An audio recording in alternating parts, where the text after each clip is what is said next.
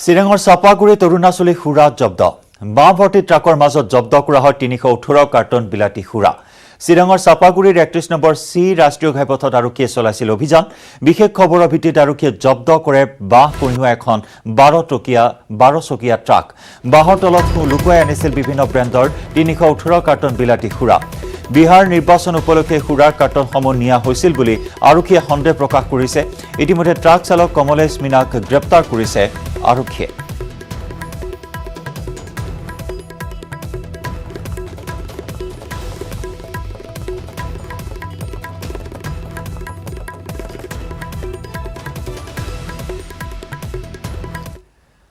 চৌত্ৰিশ বছৰে সততাৰে অসম চৰকাৰৰ বিক্ৰীকৰ বিভাগৰ চাকৰিত কৰ্মৰত হোৱাৰ পিছতো পেঞ্চনৰ কোনো ধৰণৰ সুবিধা পোৱা নাই এগৰাকী অৱসৰপ্ৰাপ্তই পেঞ্চন ভৱনলৈ গৈ ভাগৰি পৰা মন বাহাদুৰ ছেত্ৰী নামৰ এইজন কৰ বিষয়াই নিজৰ উৰুখা পজাতে এতিয়া জীৱন সংগ্ৰাম কৰিবলগীয়া হৈছে তিনিচুকীয়া জিলাৰ মাকুম পৌৰ সমিতিৰ অন্তৰ্গত ১ নম্বৰ ৱাৰ্ডৰ চানমাৰী নিবাসী মন বাহাদুৰ ছেত্ৰী এজন দক্ষ কৰ বিষয়া হিচাপে ১৯৬৩ চনৰ পৰা ১৯৯৯ চনলৈকে অসমৰ বিভিন্ন জিলাত কৰ্মৰত হৈ আছিল ১৯৯৯ চনতে অৱসৰ গ্ৰহণৰ পিছত দীৰ্ঘ সময় ধৰি বিভাগীয় কৰ্তৃপক্ষৰ ওচৰত পেঞ্চন প্ৰাপ্তিৰ বাবে অহৰহ যোগাযোগ কৰিও নিজ প্ৰাপ্যৰ পৰা বঞ্চিত হ'বলগীয়া হৈছে বৰ্তমান জটিল ৰোগত আক্ৰান্ত হৈ এটা ভগ্ন পজাত জীৱন অতিবাহিত কৰিবলগীয়া হৈছে মানসিক ৰোগত আক্ৰান্ত একমাত্ৰ কন্যাৰ সৈতে পৰিয়ালৰ অভিযোগ মতে মন বাহাদুৰ ছেত্ৰীৰ পত্নী তিনিচুকীয়াৰ অসামৰিক চিকিৎসালয়ত এগৰাকী নাৰ্ছ হিচাপে কৰ্মৰত আছিল আৰু হঠাতে তেওঁৰ পত্নীৰ মৃত্যু হৈছিল কিন্তু অতি গুৰুত্বপূৰ্ণ কথাটো হ'ল তেখেতৰ পত্নীয়েও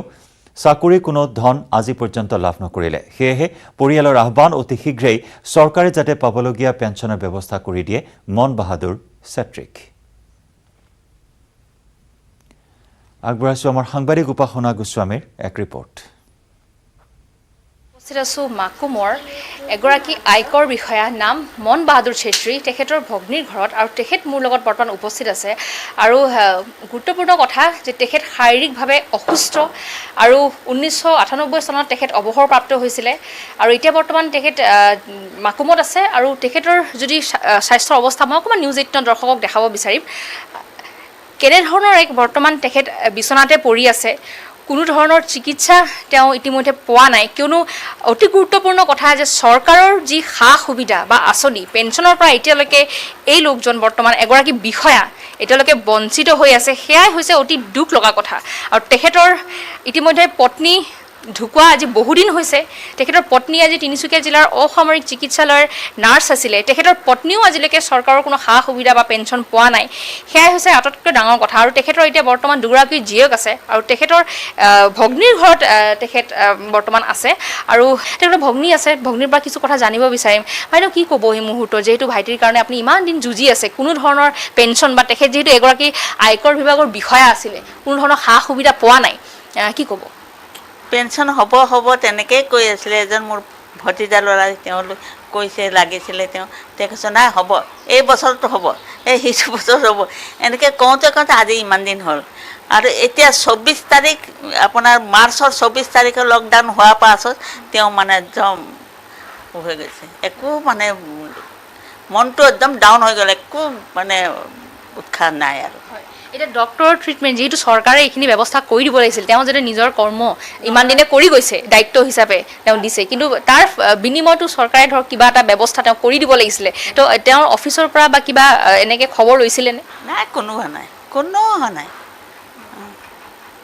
ডাক্তৰ আমি ডাক্তৰক দেখাইছোঁ একো প্ৰব্লেম নাই খালি ব্লাড অলপমান কমতি আছে আৰু অকণমান হাৰ্টৰ অকণমান ট্ৰাবল আছে ইমানেই তেখেতৰ কন্যা মোৰ লগত আছে কন্যাৰ পৰা কিছু কথা জানিব বিচাৰিম যিহেতু কন্যাই তেখেতৰ লালন পালন কৰি আছে আৰু ইতিমধ্যে যিহেতু দেউতাক আপুনি চোৱা চিতা কৰি আছে আৰু আপোনালোকে কেনেধৰণে কি কৰিছে যিহেতু পেঞ্চন এতিয়ালৈকে পোৱা নাই অকণমান জনাব পেঞ্চন মানে ওলাবৰ কাৰণে বহুত চেষ্টা কৰিছে বাবাই কিন্তু ওলোৱা নাই পেঞ্চনটো বহুত বছৰ হৈ গ'ল ওলোৱা নাই মই দেউতাৰ আগে পিছে মানে আছোঁ চোৱা মেলা কৰি আছোঁ দেউতাক ৰাতি পেহী ঘৰত থাকোঁ চব কৰি আছোঁ সম্পূৰ্ণ যিমান কৰিব আছে কৰি আছোঁ হয়, ক'ব লাগিব ইতিমধ্যে তেওঁ 1998 চনতে তেখেতৰ চাকৰিৰ পৰা তেখেত ৰিটায়াৰমেণ্ট হৈছে আৰু এতিয়ালৈকে পেঞ্চন যিটো হোৱা নাই, অতি দুখজনক কথা। আৰু তেখেতৰ ঘৰৰ একেবাৰে বাসগৃহৰ জাৰজন্য অৱস্থা, তাৰ বাবে তেখেতৰ ভগ্নীয়ে তেখেতক ইয়াৰ পৰা লৈ গৈছে, ওচৰতে ভগ্নীৰ ঘৰ, আৰু তাত তেখেতে চোৱা চিতা কৰিছে।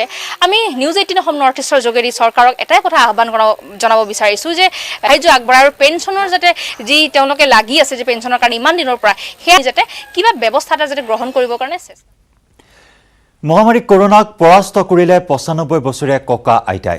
গোলাঘাটৰ বেঙেনা খোৱা বৃদ্ধাশ্ৰমৰ 12 গৰাকীকৈ বৃদ্ধা আক্ৰান্ত হৈছে কোভিড-19ত।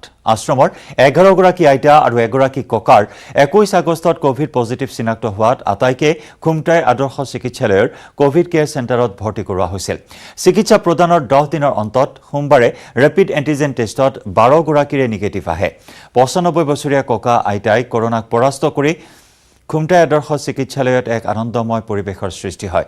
প্ৰতিগৰাকী ককা আইতাক একোখনকৈ গামোচা দি মৰম যাচিলে চিকিৎসালয় কৰ্তৃপক্ষই।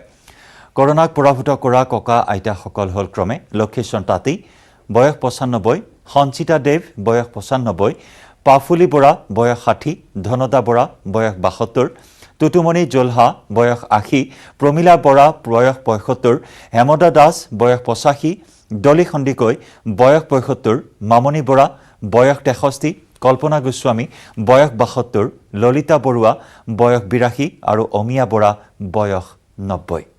আৰু যি সময়ত কৰোনা ভাইৰাছৰ গণসংক্ৰমণ অব্যাহত আছে, ভয় শংকা সংশয় অব্যাহত আছে, আৰু তেনে সময়তেই 95 বছৰীয়া ককা আইতাই আৰোগ্য লাভ কৰাটোৱে নিশ্চিতভাৱে এক ইতিবাচক খবৰ। কৰোনা পজিটিভ লৈ আহিছিল, এতিয়া ইয়াতে থাকি আমি যিখিনি বাৰু তেওঁলোকক সেৱা শুশ্ৰূষা কৰিলোঁ আৰু কৰাৰ পিছত তেখেতসকলে এতিয়া নিগেটিভ হ'ল। গতিকে এই নিগেটিভ হোৱাৰ জৰিয়তে যে কৰোনা যুদ্ধ যে এই বয়োজ্যেষ্ঠ লোকসকলেও যে জয়যুক্ত হ'ব পাৰে, মানে সেই কথাটোকে প্ৰতিষ্ঠা হ'ল। কোৱা নাই, আজি আৰু নিগেটিভ বুলি কোৱা শুনিছোঁ আৰু ওলাইছোঁ আৰু। নাম কি আপোনাৰ? ধনদা বৰা, বয়স কিমান হৈছে? 72 বছৰ। আমি 12 গৰাকী আহিছিলোঁ, এজন জেণ্টছ, বাকী চব লেডিজ। জেণ্টছগৰাকী ক'ত থাকে? তেওঁ আমাৰ লগতে থাকে, আশ্ৰমত থাকে। আশ্ৰমত থাকে, তেওঁ থাকে। আৰু আপোনালোক? আমি এতিয়া 12 গৰাকী আহিছোঁ। এতিয়া সুস্থ আপোনালোক? সুস্থ। মনটো কেনেকুৱা লাগিছে আপোনালোকৰ? ভাল লাগিছে। ভাল লাগিছে নহয়? এনে কি বেমাৰ হৈ আছিলে প্ৰথম? বেমাৰ বুলি একো নাই, এনেই অলপমান জ্বৰ হৈছিলে মাত্ৰ এক ৰাতি। ধোঁৱাচাঙত মহিলা সবলীকৰণ আঁচনি।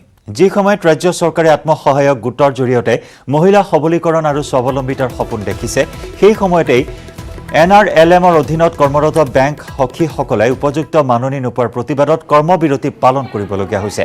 প্ৰাপ্য মাননি নোপোৱাৰ প্ৰতিবাদত কৰ্মবিৰতি পালন কৰিছে নগাঁও জিলাৰ NRLMৰ অধীনত কৰ্মৰত সমূহ বেংক সখীসকলে, যাৰ বাবে অচল হৈ পৰিবলগীয়া হৈছে NRLMৰ অধীনত থকা আত্মসহায়ক গোটৰ বেংকৰ লোনৰ কাম কাজ।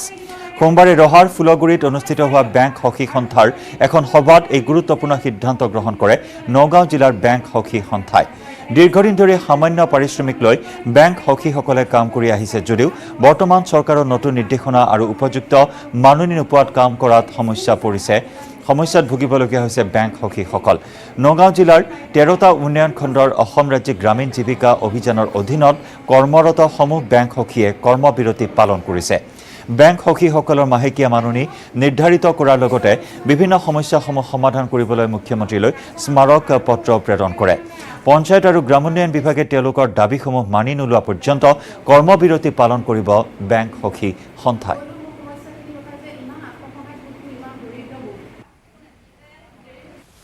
যিটো আমাৰ নতুন গাইডলাইন দিছে, সেই গাইডলাইন অনুসাৰে আমি যিখিনি পৰিশ্ৰম কৰিবলগীয়া হৈছে, সেই পৰিশ্ৰমটো কৰাৰ বিনিময়ত আমি পাবলগীয়া যিটো পাৰিতোষিক আমাৰ পাবলগীয়া, সেইটো একে ন্যূনতম।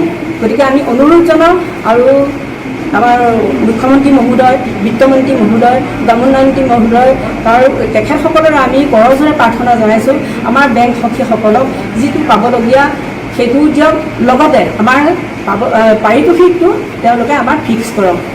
আমি এটা কামৰ কাৰণে 10 দিন যাবলগীয়া হয়, তেতিয়া সেই কামখিনি পইচাখিনি আমাকতো নিদিয়ে।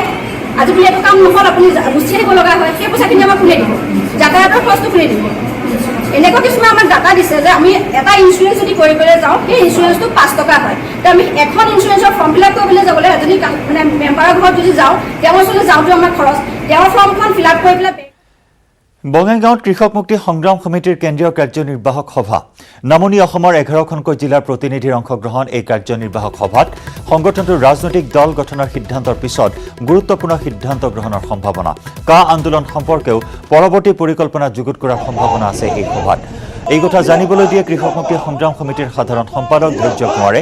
অসমৰ সকলো জাতীয় আৰু জনগোষ্ঠীয় দল সংগঠনৰ লগত মিলি কৃষক মুক্তি সংগ্ৰাম সমিতিয়ে অৱতীৰ্ণ হ'ব আগন্তুক বিধানসভা নিৰ্বাচনত।